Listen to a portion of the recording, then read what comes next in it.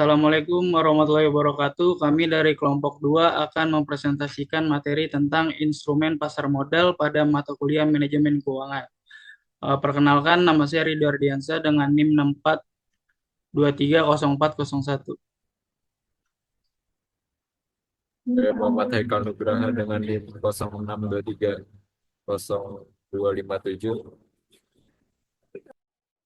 Saya Rina Herlina dengan NIM 64230160. Yang pertama, saya akan menjelaskan instrumen pasar modal. Instrumen pasar modal adalah surat berharga yang diperdagangkan di bursa efek. Instrumen ini menjadi sarana bagi perusahaan untuk mendapatkan dana. Sementara bagi investor menjadi sarana untuk berinvestasi dan mendapatkan keuntungan. Adapun struktur pasar modal yang pertama ada KPI yaitu PT Clearing Penjaminan Efek Indonesia. Yang kedua ada BI yaitu Bursa Efek Indonesia. Yang ketiga ada KSEI PT Kustodian Sentral Efek Indonesia. Selanjutnya ada jenis-jenis instrumen pasar modal yang umum. Yang pertama ada saham. Saham merupakan bukti kepemilikan sebagian dari suatu perusahaan. Dengan membeli saham, Anda menjadi bagian dari pemilik perusahaan tersebut. Keuntungan yang bisa didapat dari saham adalah dividen, yaitu pembagian laba, dan capital gain, yaitu kenaikan harga saham. Selanjutnya ada obligasi. Obligasi merupakan surat utang yang diterbitkan oleh perusahaan atau pemerintah. Saat membeli obligasi, Anda meminjamkan uang kepada penerbit dengan janji akan mendapatkan bunga secara berkala dan pengembalian pokok utang pada jatuh tempo. Selanjutnya akan dijelaskan oleh Haikal Nugraha. Selanjutnya ada reksadana. Reksadana merupakan wadah untuk menghimpun dana dari banyak investor yang kemudian diinvestasikan dalam berbagai jenis instrumen pasar modal oleh manajemen investasi. Reksadana cocok bagi investor yang ingin diversifikasi portofolio tetapi tidak memiliki banyak waktu untuk melakukan analisis sendiri. Selanjutnya ada ETF atau Exchange Trade Fund. Mirip dengan reksadana, namun ETF diperdagangkan di bursa seperti saham. ETF biasanya melacak indeks tertentu seperti indeks saham atau indeks obligasi. Selanjutnya ada derivatif. Derivatif adalah instrumen yang nilainya diturunkan dari aset dasar seperti saham, indeks, atau komoditas, serta derivatif adalah opsi dan futures. Adapun tujuan investasi, yang pertama mengalahkan inflasi, yang kedua meningkatkan aset, yang ketiga memiliki cadangan finansial. Manfaat berinvestasi di pasar modal, potensi keuntungan tinggi. Cadangan pasar modal menawarkan potensi keuntungan yang lebih tinggi dibandingkan dengan instrumen investasi lainnya seperti deposito.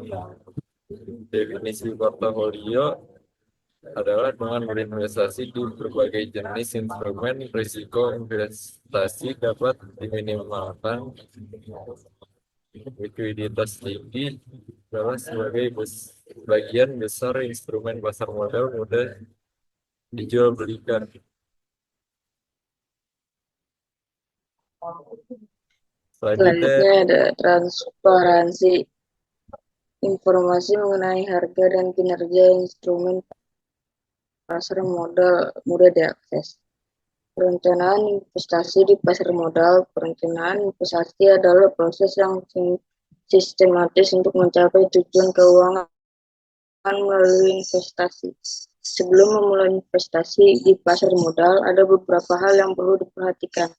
Tentukan tujuan investasi, apakah untuk jangka pendek, misalkan membeli rumah dalam 5 tahun, atau jangka panjang, misalnya pensiun. Yang kedua ada profil risiko. Setiap investor memiliki tingkat toleransi risiko yang berbeda. pilihan instrumen investasi yang sesuai dengan profil risiko Anda. Yang ketiga, jangka waktu investasi. Semakin panjang jangka waktu investasi, semakin besar potensi keuntungan yang diperoleh. Tetapi juga semakin tinggi risikonya. Selanjutnya ada alokasi aset. Sebarkan investasi Anda ke berbagai jenis aset untuk mengurangi risiko. Yang selanjutnya ada lakukan riset. Pelajari tentang instrumen investasi yang akan Anda pilih dan perusahaan yang menerbitkannya.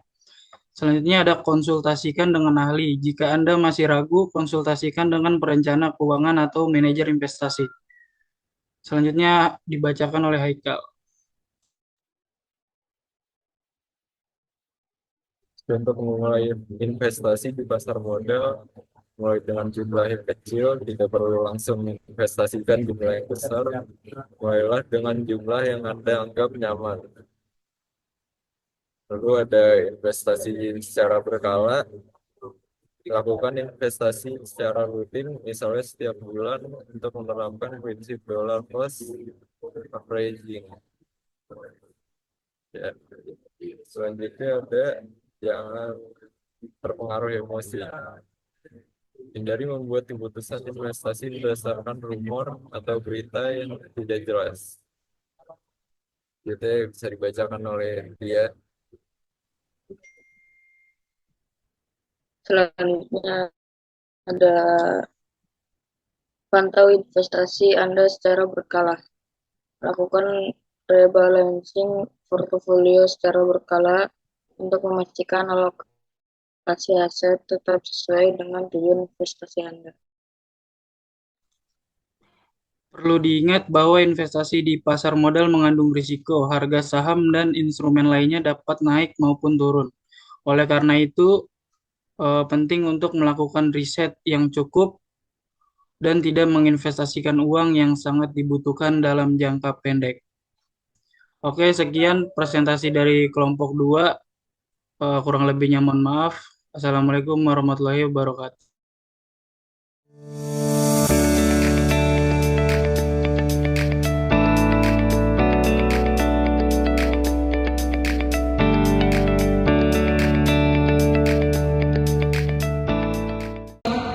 Yang ini full, ini sedikit, ini setengah. Full ini adalah bahwa mengindikasikan berapa sih tingkat risikonya saham itu lebih berisiko.